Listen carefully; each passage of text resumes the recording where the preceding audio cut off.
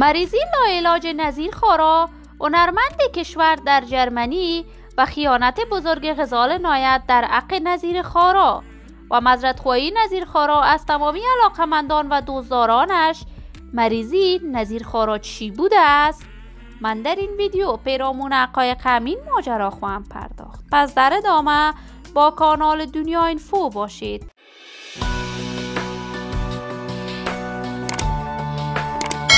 سلام، شما را خوش آمدید میگم به یکی دیگر از ویدیوهای جذاب کانال من. برای دوست شدن با کانال دنیا اینفو علامت سابسکرایب را فشار دهید تا از ویدیوهای دیگر کانال من هم آگاه شوید. نظیر خارا هنرمند خوش صدا، ناماشنا و محبوب افغانستان است. نظیر خارا بیشتر از 3 دهه می شود برای هنر موسیقی افغانستان خدمت می کند. وی از جمله اولین هنرمندان کشور بود که دوباره بعد از تغییر رژیم حاکم در کشور به کشورش برگشت و مکتب موسیقی برای دوستداران و علاقمندان موسیقی ساخت. نظیر خارا شاگردان فراوانی در راه هنر موسیقی تربیت کرده است. از جمله مشهورترین شاگرد وی غزال نایت می باشد. نظیر خارا اکنون در کشور آلمان فلج شده است و دلیل فلج شدن وی سرطان خون بوده است. نظیر خارا در یکی از شفاخانه های آلمان بستری است.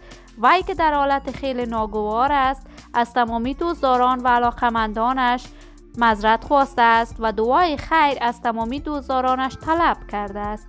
این همه در حالی است که شاگرد مشهور و با استعداد وی غزال نایت تاکنون دیداری از استادش نکرده است و حتی پیامی هم در صفحه اینستاگرامش بابت دعا خواستن و شفایاب شدن نظیر خارا نکرده است.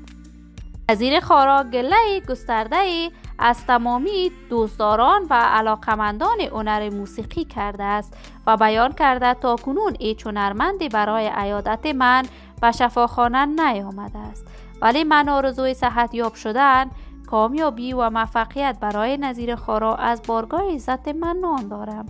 دوستان نهایت عزیز، شما هم نظریاتتان را در بخش کامنت با من شریک بسازید. این ویدیو را با دوستداران و علاقمندان نظیر خارا به اشتراک بگذارید. اگر تا هنوز عضو کانال من نشدید، پس برای دوست شدن با کانال دنیا اینفو علامت سابسکرایب را فشار دهید تا از ویدیوهای دیگر کانال من هم آگاه شوید. سلامتی شما خوبان آرزوی من است.